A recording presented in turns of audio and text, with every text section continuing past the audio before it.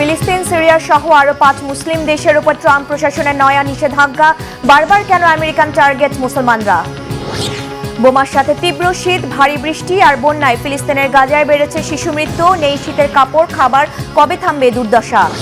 -45 degree তাপমাত্রাতেও থেমে নেই জীবন। ডিপ ফ্রিজের মতো ঠান্ডাতেও স্বাভাবিক তারা। কোথায় এমন পরিস্থিতি? আসসালামু আলাইকুম, দেখছিলেন Bangla vision world news headline. এবার ফিলিস্তিন ও সিরিয়া সহ আরো 5 মুসলিম দেশের উপর নতুন করে যুক্তরাষ্ট্রে প্রবেশে নিষেধাজ্ঞা দিয়েছে আমেরিকা। এছাড়া আরো 15 দেশের উপর আংশিক ভ্রমণ নিষেধাজ্ঞা জারি করেছে ট্রাম্প প্রশাসন। জাতীয় নিরাপত্তা দোহাই দিয়ে বারবার কেন মুসলিমদের টার্গেট করছে ট্রাম্প প্রশাসন? কেন ফিলিস্তিনিকে রাষ্ট্র হিসেবে স্বীকৃতি না দিয়েও ফিলিস্তিনিদের উপর সরাসরি নিষেধাজ্ঞা আরোপ করা হয়েছে? নিরাপত্তা নাকি মুসলিমদের কোণঠাসা করতে এই পদক্ষেপ? মোর্শেদ আলমের ডেস্ক রিপোর্ট। বারবার কেন মার্কিন প্রেসিডেন্ট ডোনাল্ড ট্রাম্পের নিশানায় পড়ছে মুসলিম রাষ্ট্রগুলো? যুক্তরাষ্ট্রের ভ্রমণ নিষেধাজ্ঞার তালিকা পর্যবেক্ষণ করলে দেখা যায় কয়েক বছর ধরে একের পর এক মুসলিম প্রধান দেশগুলো টার্গেট হচ্ছে ট্রাম্প প্রশাসনের। সবশেষ ফিলিস্তিন সহ 5টি নতুন দেশের অন্তর্ভুক্তি সেই ধারাকে আরও স্পষ্ট করছে। প্রশ্ন উঠছে, এটি কি কেবল জাতীয় নিরাপত্তার বিষয়, নাকি এর পেছনে রয়েছে মুসলিমদের কোণঠাসা করার গোপন আদর্শিক ও রাজনৈতিক হিসাবও? ট্রাম্পের রাজনৈতিক একটি বড় স্তম্ভই হল কঠোর অভিবাসন নীতি। ক্ষমতায় আসার পর থেকেই তিনি যুক্তরাষ্ট্রকে আমেরিকা ফার্স্ট দর্শনের আলোকে পুনর্গঠনের কথা বলে আসছেন। সেই নীতির বাস্তব প্রতিফলন দেখা গেছে তথাকথিত মুসলিম ব্যানে, যেখানে নিরাপত্তার যুক্তি দেখিয়ে মুসলিম প্রধান দেশগুলোকে আলাদাভাবে চিহ্নিত করা হয়। সমালোচকদের মতে এটি মূলত তার ভোট ব্যাংক রাজনীতির অংশ, যেখানে অভিবাসন ও মুসলিম পরিচয়কে ভয় ও অনিশ্চয়তার প্রতীক হিসেবে উপস্থাপন করা হয়। ট্রাম্প প্রশাসনের দাবি, যেসব দেশ থেকে যুক্তরাষ্ট্রে সন্ত্রাসবাদ ও নিরাপত্তা ঝুঁকি হতে পারে তাদের নাগরিকদের প্রবেশ সীমিত করাই এই নিষেধাজ্ঞার উদ্দেশ্য।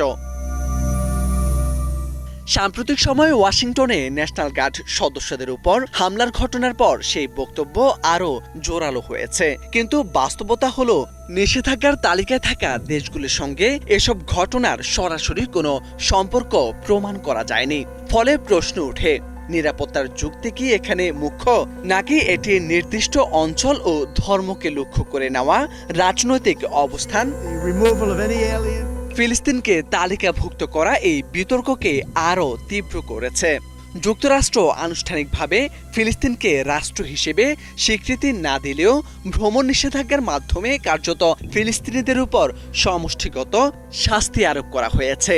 প্রশাসনের নথিতে ফিলিস্তিন রাষ্ট্র বা অধিকৃত ফিলিস্তিনি ভূখণ্ড শব্দ এড়িয়ে গিয়ে ফিলিস্তিনিদের পরিচয় সংকুচিত করা হয়েছে পিএ অনুমোদিত ভ্রমণ নথি বহনকারী ব্যক্তি হিসেবে। বিশ্লেষকদের মতে মুসলিম রাষ্ট্রগুলোকে বারবার টার্গেট করার মাধ্যমে ট্রাম্প প্রশাসন একদিকে অভ্যন্তরীণ রাজনীতিতে কঠোর অভিবাসনপন্থী সমর্থকদের সন্তুষ্ট করতে চায়, অন্যদিকে আন্তর্জাতিক অঙ্গনে যুক্তরাষ্ট্রের ভূমিকা আরও বিতর্ক করে তুলছে। মানবাধিকার সংস্থা ও কূটনৈতিক মহলের আশঙ্কা, এই নীতি বৈশ্বিক বিভাজন বাড়াবে এবং যুক্তরাষ্ট্রের নৈতিক নেতৃত্বের দাবিকে দুর্বল করবে। সবশেষে নতুন ও পুরনো মিলিয়ে যুক্তরাষ্ট্রে ভ্রমণ নিষেধাজ্ঞার আওতায় থাকা দেশ ও ভূখণ্ডগুলো হল ফিলিস্তিন, Syria, Burkina Faso, Mali, Niger, দক্ষিণ Sudan, Iran, Afghanistan, Myanmar, Chad, Congo প্রজাতন্ত্র, Equatorial Guinea, Eritrea, Haiti, Libya, Somalia, Sudan ও ইয়েমেন। মোর্শেদ আলম, বাংলা ভিশন। ভারতের নয়াদিল্লিতে নিযুক্ত বাংলাদেশের হাই কমিশনার মোহাম্মদ রিয়াজ হামিদুল্লাহকে দেশটির পররাষ্ট্র মন্ত্রণালয়ে তলব করা হয়েছে। দুপুরে তাকে ভারতীয় পররাষ্ট্র মন্ত্রণালয়ে ডেকে পাঠানো হয়। ঢাকায় নিযুক্ত ভারতীয় হাই কমিশনকে লক্ষ্য করে হুমকি এবং বাংলাদেশি রাজনৈতিক নেতাদের ভারত বিরোধী উস্কানিমূলক বক্তব্যের প্রতিবাদ জানাতেই এই তলব বলে ভারতীয় পররাষ্ট্র মন্ত্রণালয়ের এক বিবৃতিতে জানানো হয়েছে। এদিকে ঢাকায় ভারতীয় ভিসা আবেদন কেন্দ্র বন্ধ রাখার ঘোষণাও দিয়েছে করেছে নয়াদিল্লি। আজ দুপুর 2টা থেকে ভিসা কেন্দ্র বন্ধ রয়েছে। ইন্ডিয়ান ভিসা অ্যাপ্লিকেশন সেন্টারের এক বিবৃতিতে বিষয়টি জানানো হয়। তবে কতদিন ভিসা কেন্দ্র বন্ধ থাকবে তা জানানো হয়নি। যে সমস্ত ভিসা আবেদনকারী বুধবারের জন্য স্লট বুক করেছিলেন তাদের জন্য নতুন তারিখ ও সময় দেওয়া হবে বলে জানানো হয়েছে। অস্ট্রেলিয়ার সিডনির বন্ডি সমুদ্র সৈকতে সন্ত্রাসী হামলার ঘটনায় জীবিত একমাত্র আসামি ভারতীয় বংশোদ্ভূত নভিদ আকরামের বিরুদ্ধে হত্যা মামলা দায়ের করা হয়েছে। সন্ত্রাসী হামলা 2 দিন পরেও নিহতদের স্মরণে ফুলেল শ্রদ্ধা আর শোক পালন অব্যাহত আছে। ভুক্তভোগীদের স্বজন আর সমব্যথী ছাড়াও এসব আয়োজনে স্থানীয় ও রাষ্ট্রীয় জনপ্রতিনিধিরা উপস্থিত হচ্ছেন। এমন আয়োজনে অংশ নিয়ে ইসরায়েলের সাথে রাষ্ট্রীয় সম্পর্ক অবনতির প্রসঙ্গ টেনে আক্ষেপ করেছেন সাবেক প্রধানমন্ত্রী জন হাওয়ার্ড। শোক, শ্রদ্ধা আর স্মৃতিচারণে অনুষ্ঠিত ধারাবাহিক শেষকৃত্য। ইহুদি ধর্মগুরু রাব্বি এলিস লাঙ্গারের শেষকৃত্য দিয়ে এই আয়োজনের সূচনা হয়। কফিনটি বন্ডি শাবাদ সিনাগোগে নিলে চরম শোকাবহ পরিস্থিতি তৈরি হয়। রবিবারের হামলায় আহত 22 জন এখনও হাসপাতালে ভর্তি। কয়েকজনের অবস্থা খুব গুরুতর। এদিকে পুলিশের তদন্তে জানা গেছে গুলিতে নিহত 50 বছর বয়সী সাজিদ আকরাম 1998 সালে ভারতের হায়দ্রাবাদ থেকে সিডনিতে গিয়ে বসতি গড়েন। বিয়ে করেন এক ইতালিয়ান নারীকে। শেষবার ভারতে গেছেন 2022 সালে। তার অস্ট্রেলিয়ার বাসায় পাওয়া গেছে জঙ্গি গোষ্ঠী আইএসের পতাকা। অস্ট্রেলিয়ার প্রধানমন্ত্রী অ্যান্টনি আলবানিজ বলেছেন, আইএস জঙ্গি মতাদর্শে উদ্বুদ্ধ হয়ে হামলা চালিয়েছে বাবা ছেলে। গুলিতে আহত সাজিদের 24 বছর বয়সী ছেলে নভিদের অবস্থা আশঙ্কাজনক।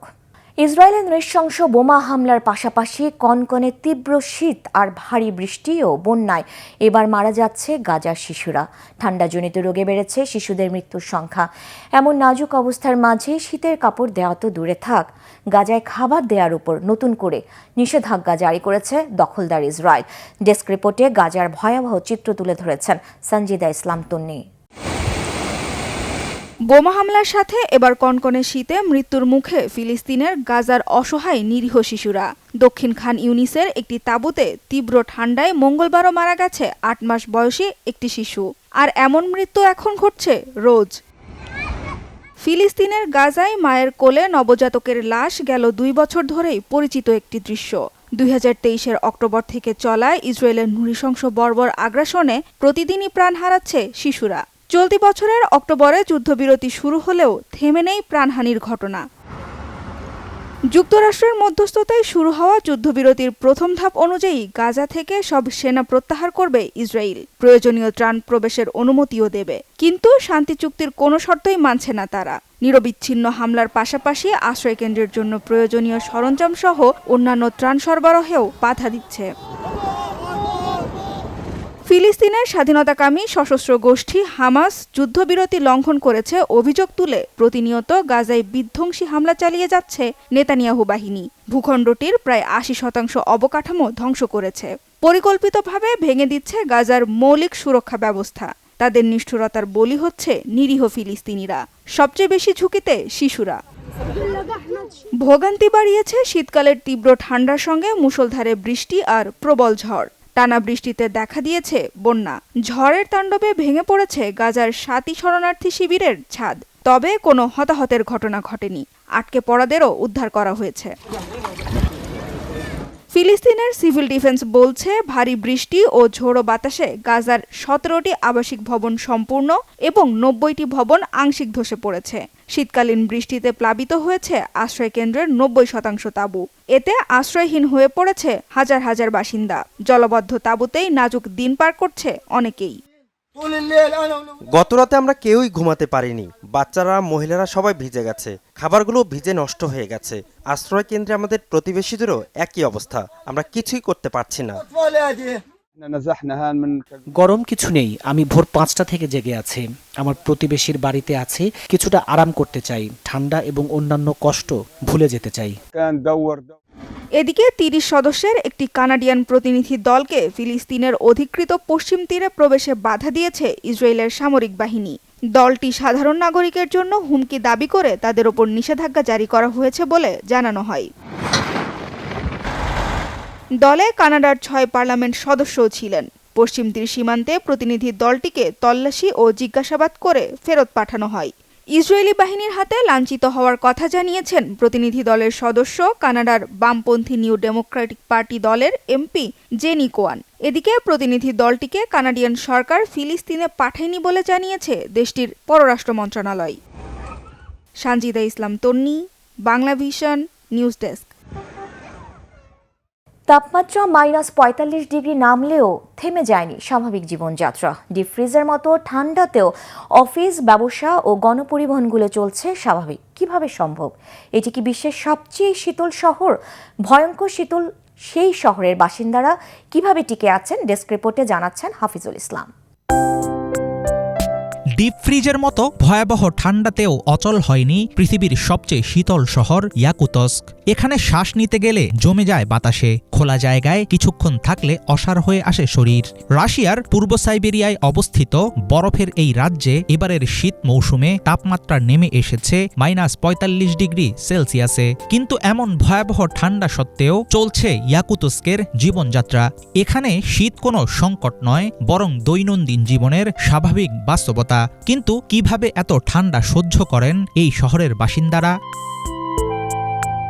রাশিয়ার সাখা প্রজাতন্ত্রের রাজধানী ইয়াকুতস্ক পৃথিবীর শীতলতম শহর হিসেবে পরিচিত। ৪৫ ডিগ্রি সেলসিয়াসের তাপমাত্রা এই শহরের জন্য বড় কোনো রেকর্ড নয়। অনেক দেশের জন্য এমন শীত চরম দুর্যোগের বিষয় হলেও ইয়াকুতস্কের বাসিন্দাদের কাছে এটি তুলনামূলক অল্প শীত। কারণ অতীতে শহরটিকে মুখোমুখি হতে হয়েছে আরও ভয়ঙ্কর নিম্ন তাপমাত্রার।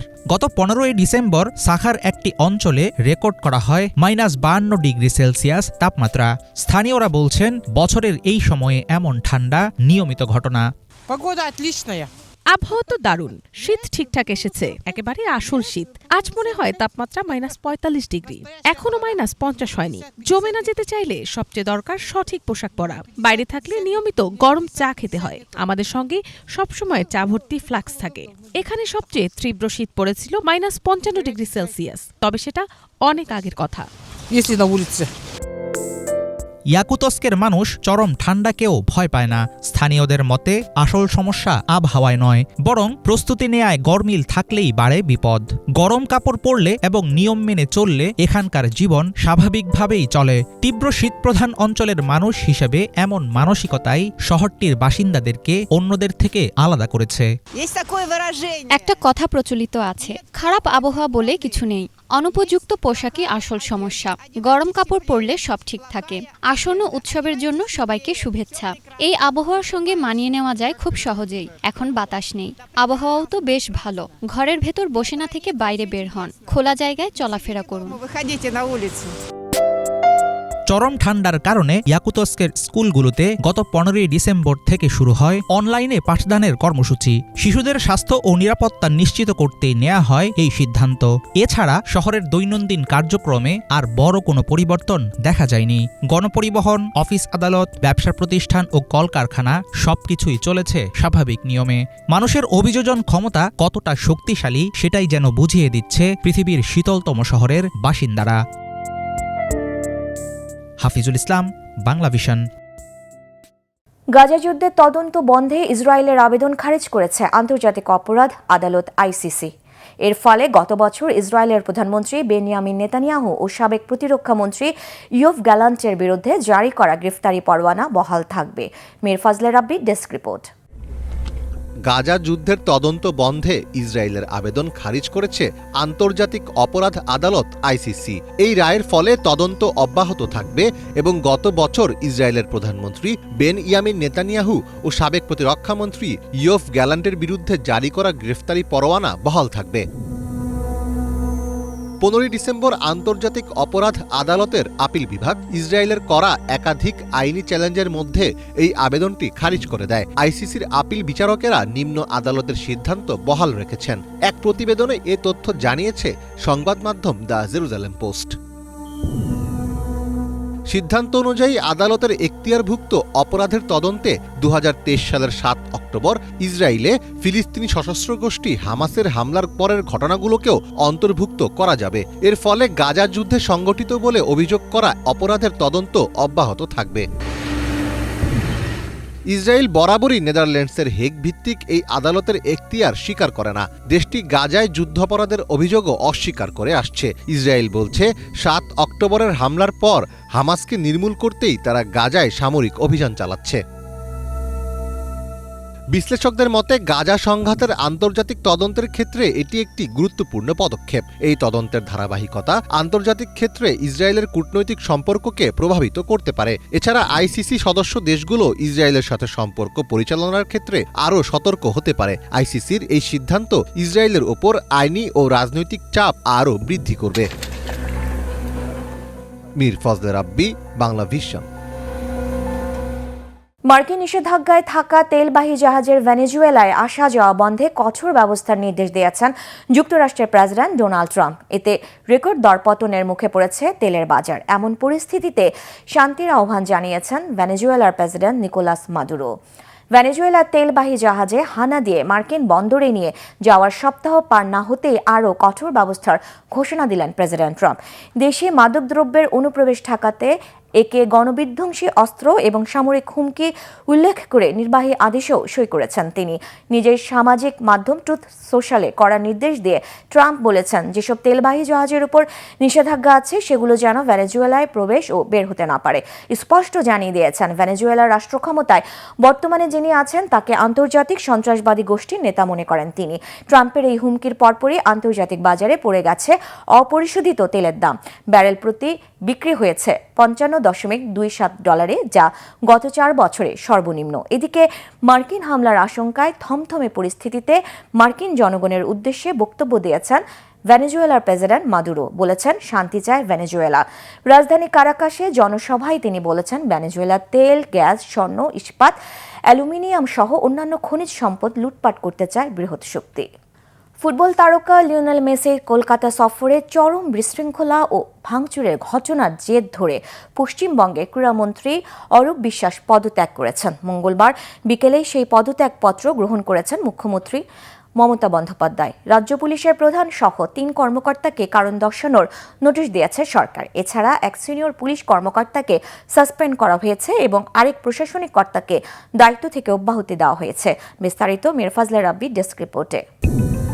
কলকাতার সল্টলেক স্টেডিয়ামে ভারতীয় ভক্তদের সামনে হাজির হন ফুটবলের বরপুত্র আর্জেন্টাইন তারকা লিওনেল মেসি। তবে চড়া দামের টিকিট কেটেও মেসিকে ঠিকভাবে দেখতে না পেরে ক্ষিপ্ত হয়ে যান ভক্তরা। এক পর্যায়ে পুরো সল্টলেক স্টেডিয়াম পরিণত হয় রণক্ষেত্রে। মেসিকে ঘিরে এমন বিশৃঙ্খলা ও ভাঙচুরের ঘটনার জেরে উত্তপ্ত হয়ে উঠেছে পশ্চিমবঙ্গের রাজনীতি। 13 ডিসেম্বর সল্টলেক স্টেডিয়ামে পৌঁছানোর পর মেসি ও তার 2 সতীর্থ ফুটবলার লুইস সুয়ারেস ও রদ্রিগো ডিপলকে ঘিরে রেখেছিলেন একদল তথাকথিত ভিআইপি। এর ফলে হাজার হাজার টাকা দিয়ে টিকিট কেটেও দর্শকরা দেখা পাননি মেসির। ওই ভিড়ের মধ্যে পড়ে মেসির নিরাপত্তা বিঘ্নিত হচ্ছিল বলে সেখান থেকে মাত্র 20 মিনিটের মধ্যেই তাকে সরিয়ে নিয়ে যান নিরাপত্তা কর্মীরা। মেসির বিমান নামার পর কলকাতা বিমানবন্দরে ভক্তদের ভিড় এবং উন্মাদনা ছিল চোখে পড়ার মতো। তবে সেই উন্মাদনা যে এমন ক্রোধের বিস্ফোরণ ঘটাবে সেটি আন্দাজ করা যায়নি। মেসিকে দেখতে না পেয়ে রাগে স্টেডিয়ামের চেয়ার ভাঙেন দর্শকেরা। অনেকেই মাঠে ভাঙা চেয়ার আর বোতল ছুঁড়ে মারেন। এক পর্যায়ে পরিস্থিতি পুলিশের নিয়ন্ত্রণের বাইরে চলে যায়। পুলিশের ব্যারিকেড ও ফেন্সিং ভেঙে শত শত দর্শক ঢুকে পড়েন মাঠে। এমনকি মাঠে আগুন লাগিয়ে দেওয়ারও চেষ্টা করা হয়। ক্ষতিপূরণ হিসেবে কেউ সাথে করে নিয়ে যান মাঠে থাকা ফুলের টব, কেউ আবার তুলে নেন কার্পেট। এমন অবস্থায় মেসিকে শহর ছাড়তে হয় বিক্ষোভের অস্বস্তি নিয়েই। পশ্চিমবঙ্গ সরকারের পক্ষ থেকে সেদিন মাঠের দায়িত্বে ছিলেন ক্রীড়ামন্ত্রী অরূপ বিশ্বাস। কেন মন্ত্রী হয়েও তিনি মাঠের বিশৃঙ্খলা সামলাতে পারলেন না তা নিয়ে প্রশ্ন তোলেন সাধারণ মানুষ। অভিযোগ রয়েছে, লিওনেল মেসিরা যতক্ষণ মাঠে ছিলেন ততক্ষণ প্রায় তার গা ঘেঁষেই ছিলেন বিশ্বাস। লিওনেল মেসির কলকাতা সফরের চরম বিশৃঙ্খলার জের ধরে এবার পদত্যাগ করেছেন অরূপ বিশ্বাস। মঙ্গলবার বিকেলে সেই পদত্যাগপত্র গ্রহণ করেছেন মুখ্যমন্ত্রী মমতা বন্দ্যোপাধ্যায়। মমতার সই করা একটি চিঠি আসে ভারতের সংবাদ মাধ্যমের হাতে। সেখানে লেখা হয়েছে, ক্রীড়ামন্ত্রী অরূপ বিশ্বাসের ভাবনাকে মর্যাদা দিয়ে ওই ঘটনার নিরপেক্ষ তদন্ত যতদিন না শেষ হয় ততদিন মুখ্যমন্ত্রী নিজেই ক্রীড়া দপ্তরের কাজকর্ম দেখাশোনা করবেন। এমন অভূতপূর্ব বিশৃঙ্খলা দেখে কড়া প্রতিক্রিয়া জানাচ্ছেন পশ্চিমবঙ্গের নাগরিক সমাজ। নিজেদের ক্ষোভ ও আক্ষেপ খোলাখুলি প্রকাশ করছেন প্রথম সারির অভিনেতা পরিচালক থেকে শুরু করে শিক্ষাবিদ সহ বিশিষ্টজনেরা। জনপ্রিয় অভিনেতা ও তৃণমূল সাংসদ দেব মনে করছেন ওই ঘটনা শুধু কলকাতার নয়, সারা বিশ্বের দরবারে ভারতের সম্মানহানি করেছে। অভিনেতা অঙ্কুশ হাজরা, টোটা রায় চৌধুরীর মতো তারকারাও নিজেদের বিরক্তি চেপে রাখেননি। সরব হয়েছেন জাতীয় পুরস্কারপ্রাপ্ত পরিচালক ও অভিনেতা কৌশিক গঙ্গোপাধ্যায়। তিনি সরাসরি প্রশ্ন তুলেছেন আয়োজকদের দৃষ্টিভঙ্গি নিয়ে। তার মতে, আন্তর্জাতিক মানের তারকার প্রতি সম্মান দেখানোর ক্ষেত্রে সংগঠকদের সদিচ্ছার অভাব ছিল।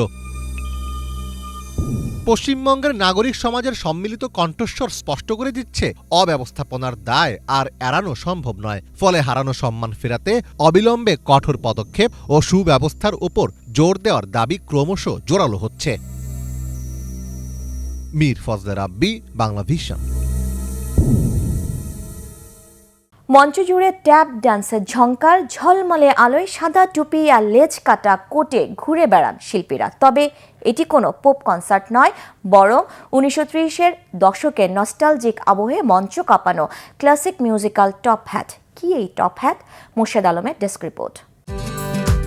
মঞ্চ জুড়ে ট্যাপ ড্যান্সের ঝংকার, ঝলমলে আলোয় ঘুরে বেড়ানো সাদা টুপি আর লেজ কাটা কোট দেখে মনে হতে পারে কালো জুতা পায়ে মাইকেল জ্যাকসন বুঝি ফিরে গেছেন তার শুরুর দিনে।